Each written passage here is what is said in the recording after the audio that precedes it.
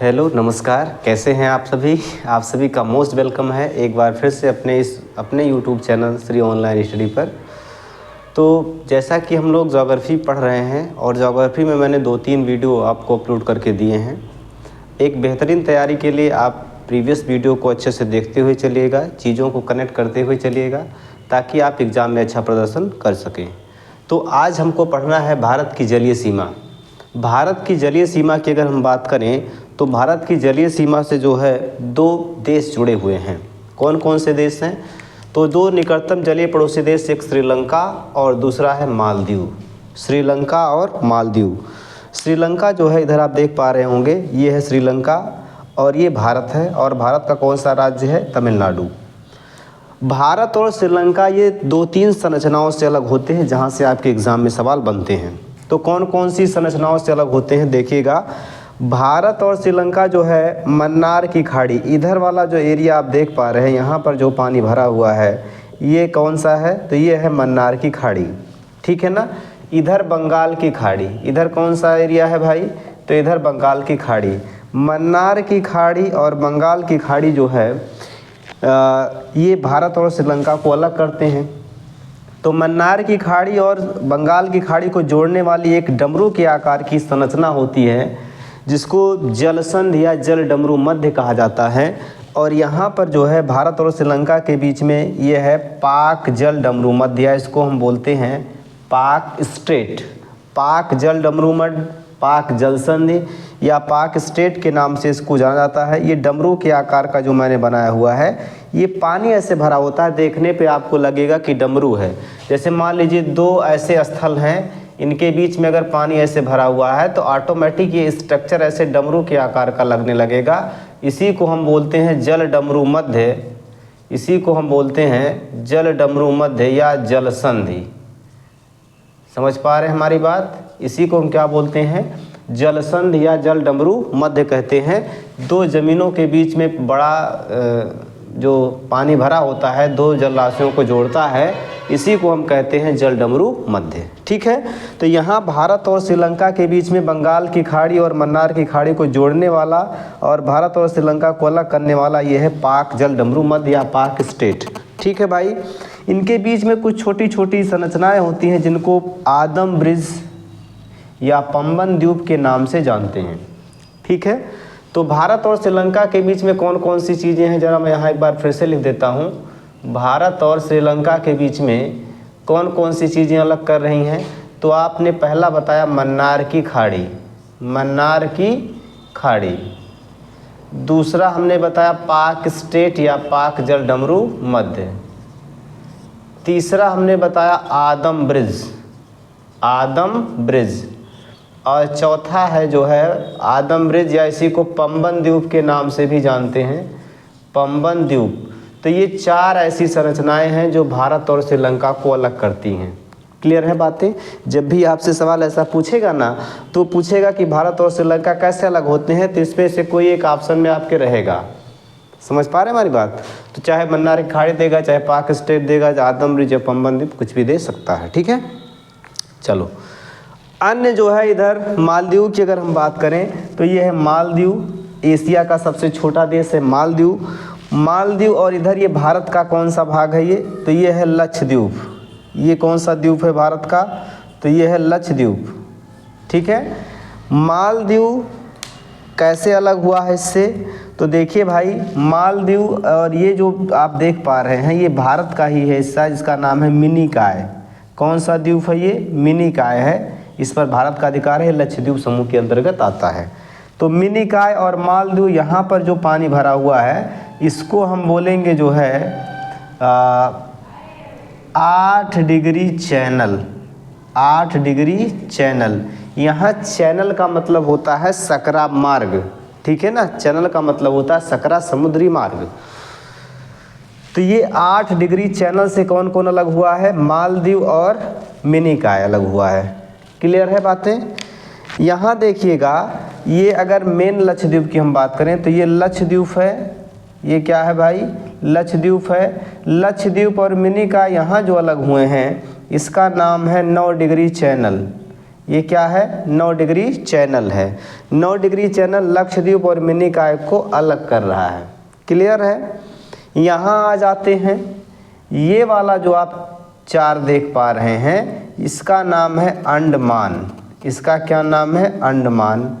और ये दोनों जो आप देख पा रहे हैं इसका नाम है निकोबार। इसका क्या नाम है भाई, इसका नाम है निकोबार। तो अंडमान और निकोबार अलग करने वाला ये जो सकरा समुद्र आप यहाँ देख पा रहे हो इसको हम बोलते हैं 10 डिग्री चैनल। ठीक है ना, इसको हम क्या बोलेंगे, 10 डिग्री चैनल। सब भूल जाइएगा लेकिन इस 10 डिग्री चैनल को याद रखिएगा। ठीक है ना, ये दोनों को अलग कर रहा है, अंडमान और निकोबार को अलग कर रहा है। ठीक है, तो जैसे मान लीजिए आप भूलने के लिए ये एक ट्रिक याद रख सकते हो कि जैसे अंडमान से एक अंडा याद रखेंगे और एक डंडा याद रखेंगे, तो एक अंडा और एक डंडा मिलकर क्या बन जाता है, एक अंडा और एक डंडा मिलकर बन जाता है 10। तो ये 10 डिग्री चैनल अंडमान और निकोबार को अलग कर रहा है। क्लियर है। अब यहाँ देखिएगा, ये अंडमान, चारों अंडमान है, 1 2 3 और ये 4 इसमें मेन द्वीप हैं, बाकी तो बहुत छोटे छोटे बहुत सारे हैं।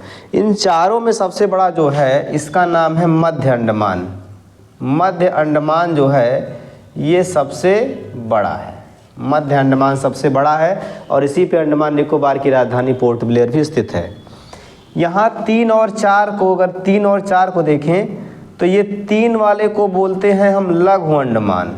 3 वाले को हम क्या बोलेंगे, लघु अंडमान। और ये 4 वाले को हम बोलेंगे दक्षिणी अंडमान।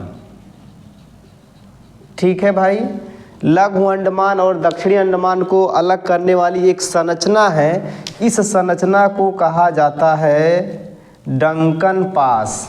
जैसे यहाँ पर चैनल, ऐसे यहाँ पर इस वाली संरचना को कहा जाता है डंकन पास। Duncan pass. तो ये भी एग्ज़ाम में कई बार सवाल पूछा गया है कि डंकन पास किसके किसके बीच में है। तो डंकन पास ये लघु अंडमान और दक्षिण अंडमान के बीच में स्थित है। क्लियर है चीज़ें, बताइए। भारत का सबसे दक्षिणतम बिंदु अगर आपसे पूछा जाएगा तो भारत का सबसे दक्षिणतम बिंदु जो सबसे दक्षिण में स्थित है, भारत का सबसे दक्षिणतम बिंदु है इंदिरा पॉइंट। इसी को हम पिग्मिलियन पॉइंट के नाम से भी जानते हैं। और ये कहाँ पर स्थित है, निकोबार में। ठीक है ना, निकोबार में। ये वाला कार निकोबार कहलाता है, ये वाला कार निकोबार, और ये वाला कहलाता है ग्रेट निकोबार। तो कहाँ पर स्थित है, ग्रेट निकोबार पर स्थित है। मैं लेवल थोड़ा सा हाई लेके चल रहा हूँ ताकि आप कोई भी एग्ज़ाम दीजिए आपको समस्या ज्योग्राफी में ना हो। ठीक है भाई, क्लियर है चीज़ें। तो ये जो है भारत के पड़ोसी देश और इनको अलग करने वाली कुछ संरचनाएं थी। कुछ और द्वीपों के बारे में हम लोग अभी जानते हैं, आगे थोड़ा सा मैं इसको मिटाऊं, उसके बाद आप लोग जो है उसको बताऊंगा किसके बीच में जो है कौन कौन सी अन्य ऐसे स्ट्रक्चर हैं, अन्य ऐसे द्वीप हैं जो है जो भारत के द्वीपों के अंतर्गत आते हैं। ठीक है, तो ये चीज़ें जो अभी आप लोगों ने देखा ये भारत की जलीय सीमा है और यहाँ से बहुत सारे सवाल बनते हैं। मैं इनको कंसाइज करके अच्छे से पढ़ा दिया हूँ, आप इसको देखिएगा और चीज़ें आपको बेहतर ढंग से समझ में आएंगी। अब हम लोग आगे बढ़ते हैं, भारत के द्वीपों पे डिस्कस करते हैं।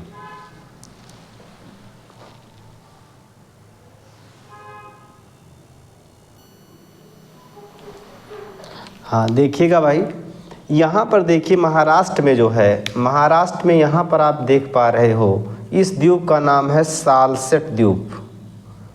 सालसेट द्वीप पर जो है 2 शहर बसे हुए हैं, एक मुंबई और दूसरा ठाणे। मुंबई और दूसरा ठाणे इसी सालसेट द्वीप पर बसे हुए हैं। मुंबई जो है इसको 7 टापुओं की नगरी कहा जाता है और यहाँ पर जो है सालसेट द्वीप जो है उस पर मुंबई और ठाणे 2 जो है ज़िले बसे हुए हैं महाराष्ट्र के। ये है खंभात की खाड़ी। ये वाला जो एरिया आप देख पा रहे हो, ये पानी जो भरा हुआ है यहाँ पर, ये पूरा का पूरा एरिया किसका है, तो ये पूरा का पूरा है खंभात की खाड़ी। खंभात की खाड़ी, खंभात की खाड़ी है ये। खंभात की खाड़ी में जो है ये सालसेट तो है ही, इधर एक और द्वीप है जिसका नाम है आलिया बेट। तो ये आलिया बेट द्वीप जो भी है ये आलिया भट्ट द्वीप जो है ये भी कहाँ पर है, ये भी है कहाँ पर भाई, तो ये है खंबाती खाड़ी में। इधर हम चले आते हैं, इधर देखिएगा ये वाला है न्यू मूर द्वीप, न्यू मूर द्वीप। इसी के बगल में यहाँ पर है गंगा सागर द्वीप। गंगा सागर का मेला लगता है ना भाई, सुना होगा अगर आप लोगों ने, तो गंगा सागर मेला यही लगता है माघ के महीने में, लोग जाते हैं यहाँ पर। तो ये गंगा सागर और न्यू मूर द्वीप कहाँ पर है, तो ये पश्चिम बंगाल वाले एरिया में है। ये कहाँ पर हैं दोनों, तो ये जो है पश्चिम बंगाल के अंतर्गत आते हैं। क्लियर। ये है व्हीलर द्वीप। ये कौन सा द्वीप है, ये है व्हीलर द्वीप, या इसका नया नाम जो है अब्दुल कलाम द्वीप है। इसका नया नाम क्या है, इसका नया नाम है अब्दुल कलाम द्वीप, अब्दुल कलाम द्वीप, अब्दुल कलाम द्वीप। यहाँ से जो है रॉकेट का प्रक्षेपण किया जाता है व्हीलर द्वीप से, ठीक है ना। इसके अलावा एक द्वीप आप और देख पा रहे हो, इस द्वीप का नाम है श्रीहरिकोटा, श्रीहरिकोटा द्वीप। श्रीहरिकोटा द्वीप जो है ये कहाँ पर है, तो ये पुलिकट झील में है। कहाँ पर है भाई, पुलिकट झील में है। किस राज्य में है, तो आंध्र प्रदेश में है। आंध्र प्रदेश और तमिलनाडु के बॉर्डर पर है। अगर मान लीजिए ऑप्शन में आंध्र प्रदेश ना रहे तो तमिलनाडु आप लगा सकते हो, आंध्र प्रदेश। और ये कहाँ पर था, ये उड़ीसा में था। यहाँ पर जो है सतीश धवन अंतरिक्ष केंद्र स्थित है, सतीश धवन अंतरिक्ष केंद्र स्थित है, सतीश धवन अंतरिक्ष केंद्र। ये कहाँ पर स्थित है, तो ये श्रीहरिकोटा द्वीप पर स्थित है, आंध्र प्रदेश में। क्लियर है बातें। ये पूरा का पूरा यहाँ पर ऐसे पुलिकट झील है, और इसी पुलिकट झील में ये द्वीप है श्रीहरिकोटा, और इसी पर जो है सतीश धवन प्रक्षेपण केंद्र स्थित है आंध्र प्रदेश में। तो आई होप ये चीज़ें आपको समझ में आ चुकी होंगी। क्लियर है भाई। इधर चलेंगे, ये देखिएगा ये वाला जो है इसको हम बोलते हैं कच्छ की खाड़ी, कच्छ की खाड़ी। सबसे ऊंचा ज्वार यहीं पर आता है भारत में, और इसको हमने बताया एक खंबात की खाड़ी है। इधर आप देखोगे तो ये बड़ी सी जो खाड़ी जहाँ हमने लिखा हुआ है ये बंगाल की खाड़ी है, बे ऑफ बंगाल। ठीक भाई, क्लियर है बातें। चलिए ठीक है, तो ये हो गई भारत की जलीय सीमा और भारत के द्वीप। अब मिलते हैं कल के वीडियो में, तब तक इसको आप अच्छे से रिवीजन करिएगा, चीज़ें आपको अच्छे से याद हो जाएंगी। ओके, धन्यवाद सभी को।